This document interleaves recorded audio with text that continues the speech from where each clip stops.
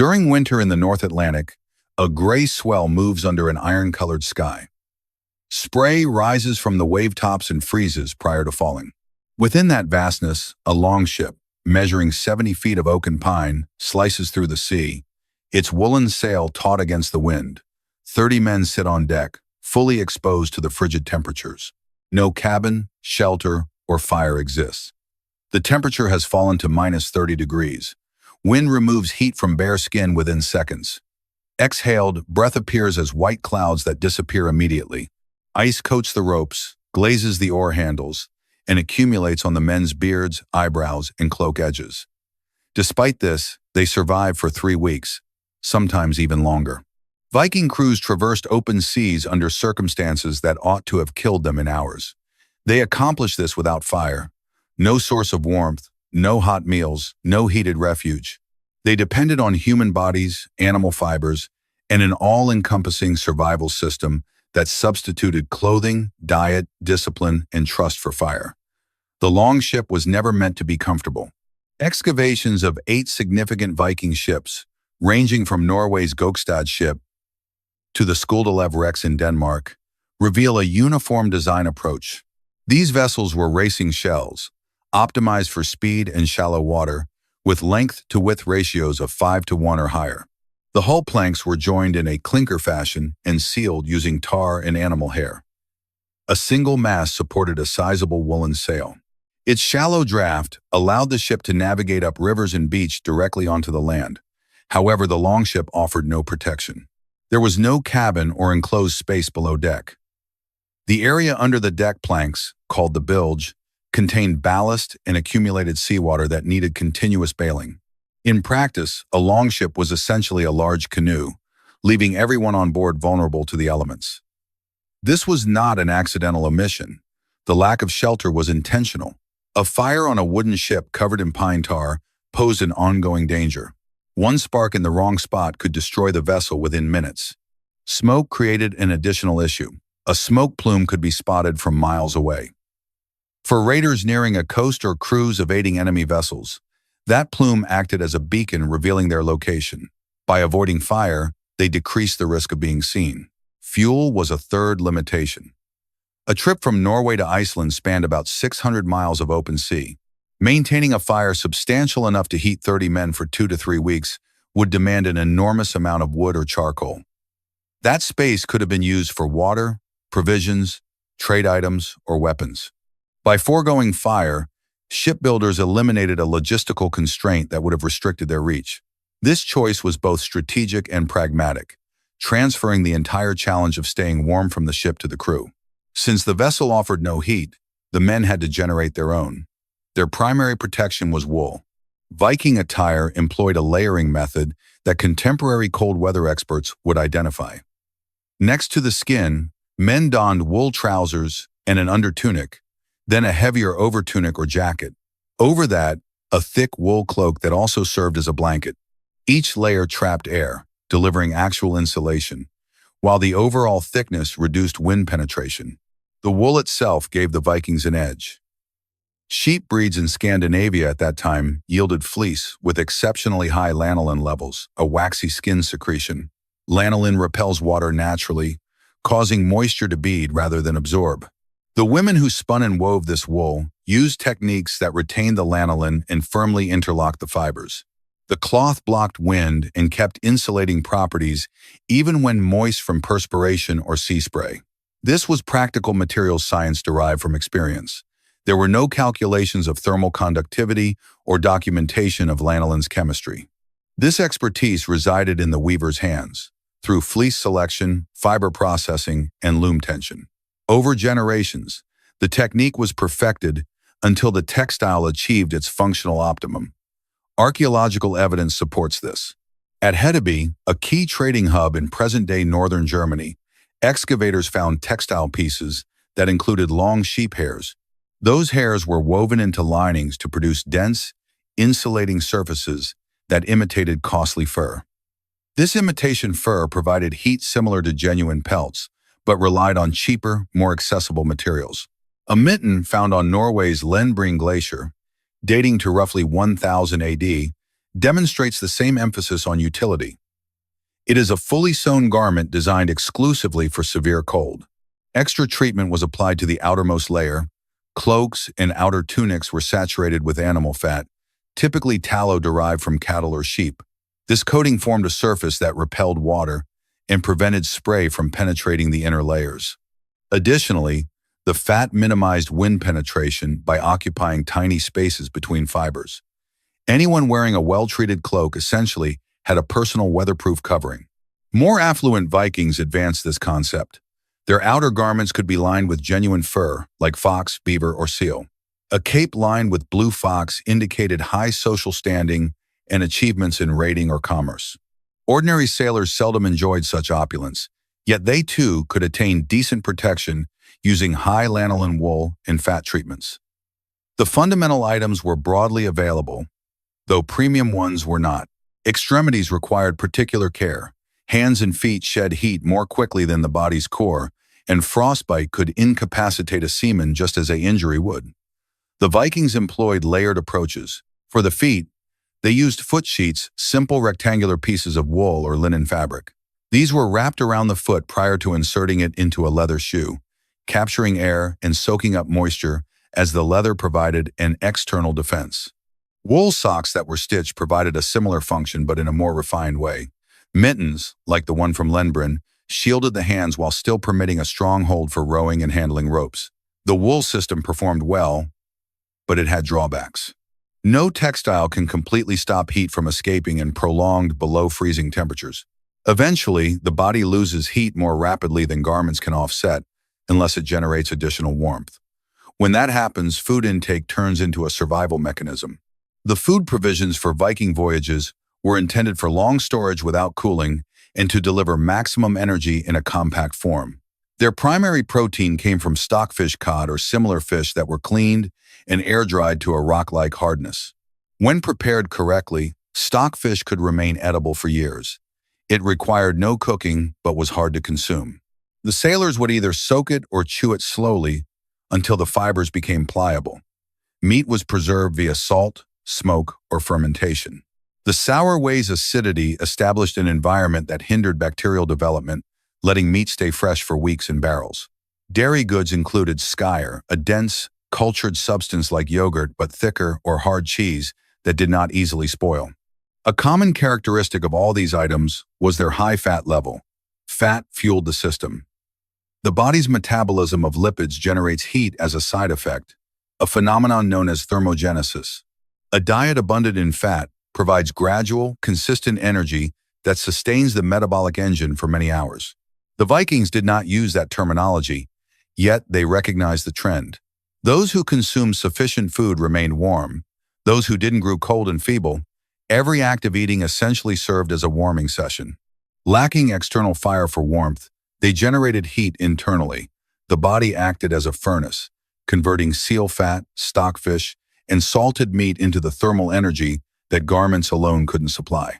But even this approach had constraints during sleep. Heat output decreases, muscles unwind, and metabolism decelerates. An individual sleeping solo in freezing conditions would grow colder throughout the night despite having good attire. Come morning, he might not awaken. The answer was shared slumber. Sleeping collectively on a congested deck conserved not just space. It represented thermal management while at rest. The crew assembled in compact clusters, huddling together to minimize the amount of skin exposed to chilly breezes. Cloaks and blankets were distributed over the group, forming a collective insulator rather than individual wrappings. Every person contributed warmth to a shared reservoir. Simple principles of physics account for its effectiveness. Heat loss from a human body occurs via radiation, convection, and conduction. Radiation departs from every uncovered area. Convection removes heat when air flows across the skin. Conduction moves heat to cooler objects that are touching the body. When 36 individuals squeeze together beneath common covers, they lessen their combined exposed area. The radiant heat from one person is taken in by a neighbor rather than dissipating into the atmosphere. This assembly functions as one unified thermal body that loses heat much less quickly than a single person. To enhance this outcome, crews would occasionally lower the sail and spread it across the sleeping arrangement. The sizable woolen sail had been treated with oils and fats.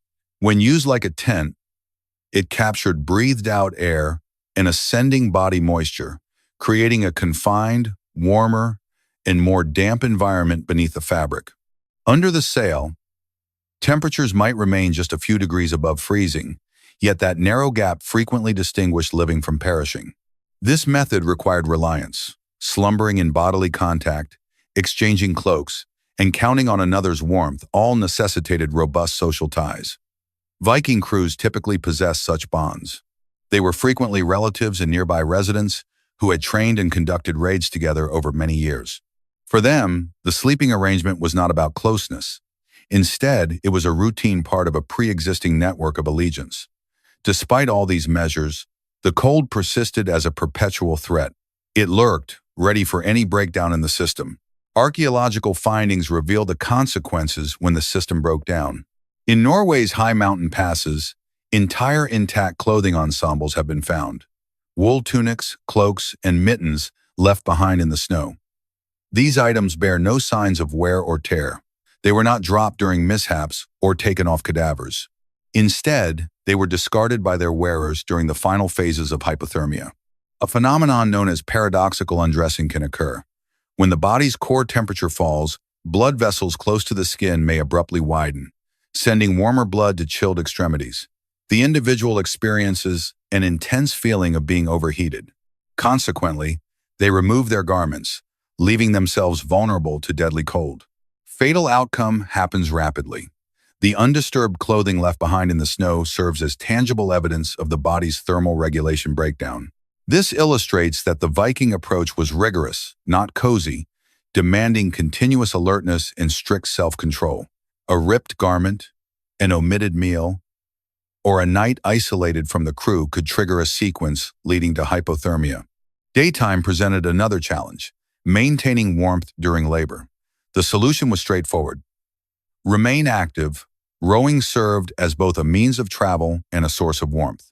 Continuous exertion produces considerable metabolic heat, raising the body's core temperature well above baseline. A rower working at a consistent rhythm generates sufficient heat to counteract extreme cold from the environment.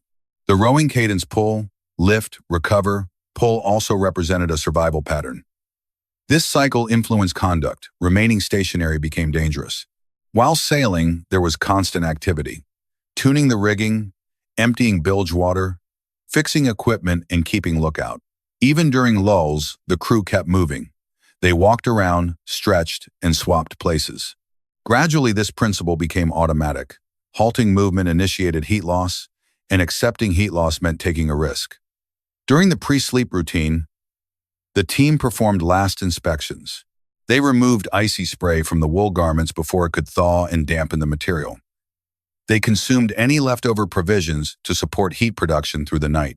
The sleeping arrangement placed the youngest or feeblest individuals in the middle, where warmth from others was most concentrated. Watches were assigned to ensure one person stayed alert all night, prepared to rouse the rest if the climate changed or threats emerged. The vessel required safeguarding against the cold. A longship in freezing weather encountered two significant structural dangers: water seepage and gradually accumulating ice. In typical temperatures, joints and small damages in the hull planks let some seawater in. That water gathered in the bilge and had to be removed by bailing. Under severe cold, bilge water may solidify, expand, and force planks apart. Ice inside the hull could split wooden beams and create openings that bailing could not manage. The main protective measure was pine tar, manufactured in large quantities. Across Scandinavia, huge clay kilns treated entire pine stumps at temperatures ranging from 500 to 600 degrees Fahrenheit. Each batch produced between 50 and 80 gallons of tar. When applied while heated, the tar penetrated 5 to 8 millimeters into the oak wood, occupying gaps among the fibers and creating a seal against water. The phenolic components in pine tar acted as preservatives, inhibiting decay and discouraging shipworms that could burrow into unprotected hulls. A properly tarred longship could remain functional for 30 to 40 years under demanding conditions in the North Atlantic. Sailors reapplied the coating frequently, particularly ahead of key journeys. The aroma of heated pine tar signaled a vessel being readied for chilly seas. Similar dangers threaten ropes and rigging. Hemp and flax fibers readily soak up moisture, which freezes in cold conditions. This transforms supple rope into rigid sticks. Ice-locked halyards resist adjustment, frozen sheets cannot be freed, and a frozen anchor line becomes impossible to deploy. If the rigging lacks flexibility, the sailors cannot manage the sail and lose considerable capacity to react to wind hazards or dangers. Once more, grease provided the solution. Both standing and running rigging were regularly treated with tallow, fish oil, or pine tar. The crew manually rubbed these substances into the twisted fibers. This process minimized water intake by closing internal spaces and aided in keeping lines pliable in cold conditions. Ropes experiencing high stress required repeated applications. Caring for the rigging was critical for survival, not an optional maintenance task. The sail demanded comparable attention. A sizable woolen square sail might cover several hundred square feet. Without treatment, it would absorb moisture, freeze, and become stiff as a board. Impossible to furl or adjust. Its added weight could throw the vessel off balance. Applying oils and greases to the cloth reduced how quickly it soaked up water and maintained its usability. Ensuring the sail remained lightweight and easy to handle was just as crucial as navigational expertise. Navigating in cold conditions introduced additional difficulty. Magnetic compasses only arrived in Scandinavia following the Viking period. Norse sailors traversed the open sea using observational techniques honed by carefully studying the water, heavens, and animals. They interpreted wave configurations. Swells in the ocean bend around landforms, altering their orientation and surface characteristics when encountering obstructions. Those familiar with these patterns could detect hidden islands by feeling the movement beneath the ship. Swells crossing at specific angles indicated distinct coastlines or ocean current limits. Additional clues came from clouds and birds. Some cloud types form above land but not over water. Cumulus clouds rising vertically, created by warm air over land, suggested an unseen coast. Seabirds signaled the location of their breeding sites or foraging zones. The species, flight direction, and quantity all provided navigational information. Under clear skies, celestial markers made navigation straightforward. During nighttime, Polaris remained stationary as surrounding stars revolved, offering a fixed point for orientation. In daytime, the sun's trajectory across the heavens indicated both direction and an approximate time. Skilled navigators could determine latitude by measuring the sun's altitude at midday using basic instruments or their hands as approximate gauges. But clear weather was uncommon in the North Atlantic. Mist, dense cloud cover, and prolonged dusk frequently obscured the sun and stars for extended periods. Sagas refer to a device called the solar stein, or sunstone. This stone was probably calcite, a clear crystal capable of polarizing light. When sunlight travels through the atmosphere, it becomes partially polarized, and the polarization direction is determined by where the sun is in the sky. This phenomenon is not visible to the naked eye. However, calcite makes it visible when you hold it up to the sky and rotate it. It divides incoming light into two rays, and their relative brightness changes with the crystal's orientation. Sailors would search for the orientation, where both rays looked equally bright. At that angle, the crystal matched the sky's polarization pattern, which in turn indicated the location of the obscured sun. This approach was practical physics based on observation rather than theoretical knowledge. The Vikings never talked about electromagnetic waves or light scattering. They simply understood that some crystals could help them locate the sun, even when it was behind clouds or fog, and they put that knowledge to use. The technique was sufficiently precise to maintain their intended route over vast distances. Being off by just a few degrees might cause a vessel to drift past Iceland and into the desolate Arctic Ocean. Considered as a whole, the combination of wool layers, waterproofed outer garments, shared sleeping spaces, continuous activity, stored food, vessel upkeep, and celestial navigation constituted a unified system. Each component reinforced the rest. Eliminate any one element, and the entire framework became less resilient. If a crewman was inadequately dressed, he would draw warmth from his shipmates during the night. When a ship's rigging froze, the crew became helpless against the wind and sea. A navigator who could no longer see the sky risked losing the vessel altogether. This system functioned effectively only if every individual fulfilled their role. Cultural values enabled this cooperation. Norse legends trained people to endure long-term suffering. Their myths foretold Fimbulwinter, the immense winter that would come before Ragnarok. It was described as 3 continuous years of cold, with no summer whatsoever. This concept wasn't merely symbolic, it represented their actual vision of the apocalypse. Surviving bitterly cold conditions aboard an open vessel was like preparing for that final challenge.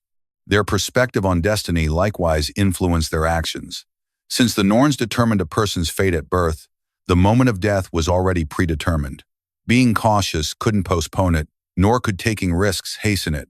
This conviction didn't justify recklessness, but it did simplify the decision to commit fully.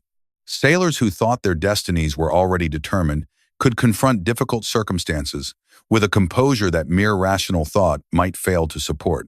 The social hierarchy valued exactly the traits needed for voyages in frigid waters. Triumphant journeys brought glory and renown, types of social currency that could be exchanged for power, better marriage opportunities, and riches. Suffering on the ocean was essentially an investment in one's standing. Someone who had sailed to Iceland during winter and made it back alive had tangible evidence of his capability. This cycle of reinforcement continued. The society generated individuals prepared to embark on hazardous journeys. Those expeditions then produced seasoned sailors who transmitted their expertise to the next generation. Every new generation improved the methods, enabling even more daring voyages. These expeditions yielded greater prestige and attracted more participants.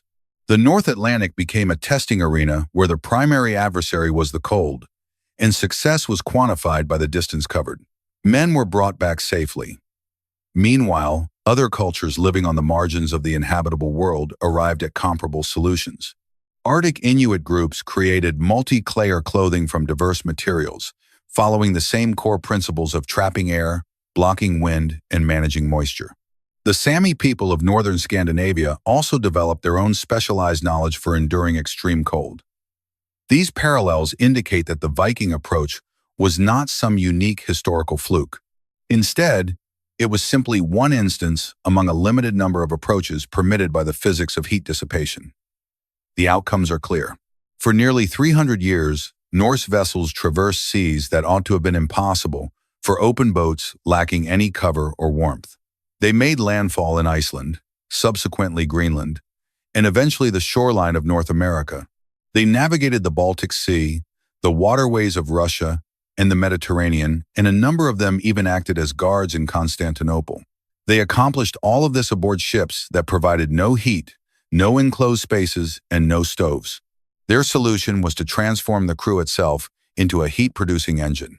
It generated its own warmth, maintained its own defenses, and steered by interpreting the environment firsthand.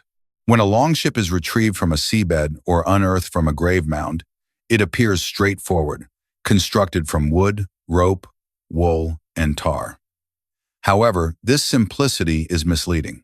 Concealed behind that hull lies a complete survival framework embedded in textile work, food preservation, social customs, upkeep procedures, and navigation methods. The vessel served merely as the stage. The true system consisted of the crew, drilled and coordinated to withstand circumstances that would ultimately kill an unprepared individual within a few hours. They traversed the icy ocean by merely adjusting to it. What they didn't have in fire, they substituted with fatty, hardy fare, wool with high lanolin content, controlled physical activity, and mutual confidence. They obtained heat from one another and from the dried provisions in their bags. Additionally, they generated warmth through the constant labor they performed, and via the wisdom built up by every seafarer who had previously made the crossing. During the most frigid nights, sea spray would freeze even before it touched the deck, and the stars blazed in an inky sky. About 30 sailors huddled close under a reefed sail, biding their time until daylight. The vessel ascended and descended with the waves, lines groaned, the woolen garments performed their function, and the men's bodies endured. At daybreak, they grabbed their oars and rowed towards a destination that remained invisible on the horizon. Yet they had faith that their destination lay just past the dim horizon. The ice proved no obstacle because they had transformed themselves into entities that the ice could not affect.